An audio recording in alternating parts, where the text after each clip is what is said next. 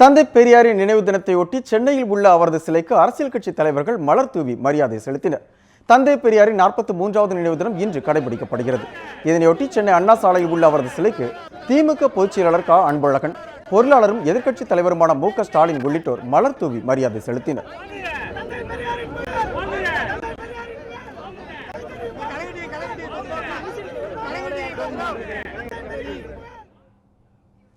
இதேபோல் அண்ணா சாலையில் உள்ள பெரியாரின் சிலைக்கு தமிழக முன்னாள் காங்கிரஸ் தலைவர் ஈ.வி.கே.எஸ். இளங்கோவன் மலர் தூவி மரியாதை செலுத்தினார். பின்னர் செய்தியாளர்களுக்கு பேட்டியளித்த ஈ.வி.கே.எஸ். இளங்கோவன் அதிமுகவை மத்திய அரசு தன் கைக்குள் வைத்துக் கொள்ள முயல்வதாக குற்றம் சாட்டினார். மத்திய அரசை பொறுத்தவரையில் அதிமுகவை தன்னுடைய கைப்பாவையாக வைத்துக் கொள்ள வேண்டும் என்பதற்காகத்தான் பல நடவடிக்கைகள் எடுத்திருக்கின்றார்கள்.